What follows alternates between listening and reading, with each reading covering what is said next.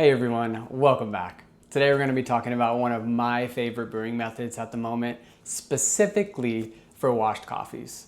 This produces a very clean and very sweet cup of coffee. Let me show you what it is. In general, it's not much different than my overall favorite brewing methods, especially for naturals and funkier coffees. This one specifically just adds one item to it. So we're going to be brewing up one of my favorite coffees at the moment. It's a washed Sidra from Cafe Granja La Esperanza in Colombia. I got this at their most recent auction and it's phenomenal.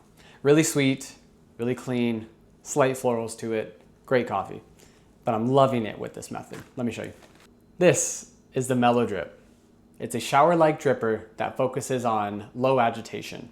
This is really great for washed coffees, especially towards the end of the brew, when you want to kind of tame down that agitation a bit. Sometimes when we're brewing with our kettle, we can create too much agitation. This slows it down. Let me show you. Starting off with the Fellow Stag gooseneck kettle and the Time War Chestnut S3 hand grinder for our prep. To manage agitation, I'm using the melodrip along with these Cafec Abaca paper filters. These are my personal favorite for washed coffees and generally for most coffees.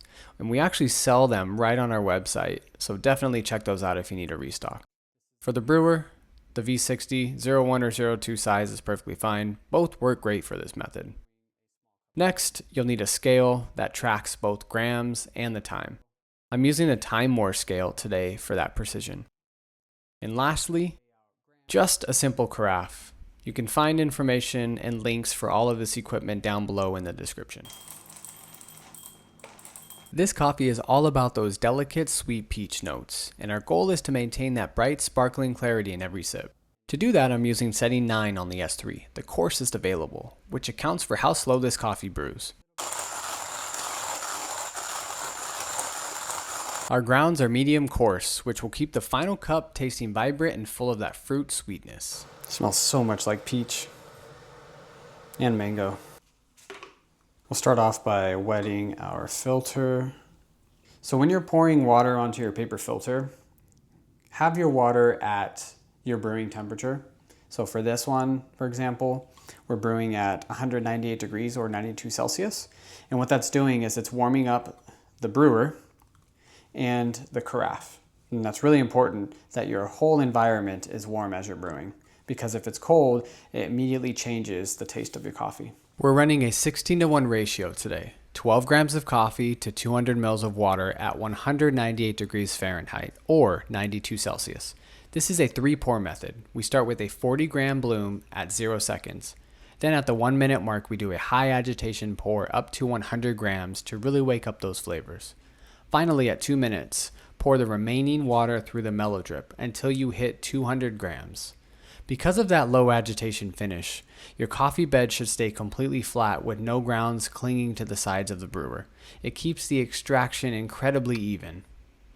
Keeping the temperature at 198 protects those delicate peach notes from being masked by bitterness. Using the melodrip here eliminates channeling and ensures a consistent flow, resulting in that signature sparkling clarity and tea-like body. Looking at the carafe, you can see that transparency. It's a clean, vibrant expression of everything a washed coffee should be, just a perfect cup. I find that washed coffees taste best with low agitation towards the end of brewing. So if you noticed, we did high agitation in the beginning and then it really mellowed it down with the melodrip towards the end, and this produces a very clean and sweet tasting coffee with just enough body to extract all those really great notes from it. I call this my washed 3-pour method. With this particular coffee, lots of coriander comes through. I tried it with my traditional method, which is high agitation for the first 3 pours and then low agitation for the final 3. And although it's a great tasting coffee, I wanted to mellow it out a little bit more, and as I'm pouring with the gooseneck, I find that I'm creating too much agitation there. So with the melodrip, that really tames it down, and I think it's a great coffee that way. So try it out, let me know what you think. You can pick up some bags, especially of this coffee, on our website at thestraightcoffee.com. All of the information is linked down below. All of the equipment that we use is also linked down below. You can also purchase majority of it from our website directly if you're in the States. For now, Ask any questions if you have any. Love answering them in the comments. Subscribe if you aren't already. We post content like this all the time.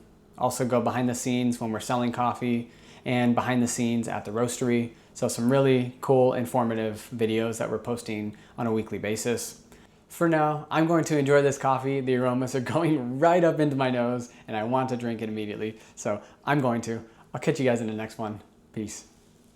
This is really good.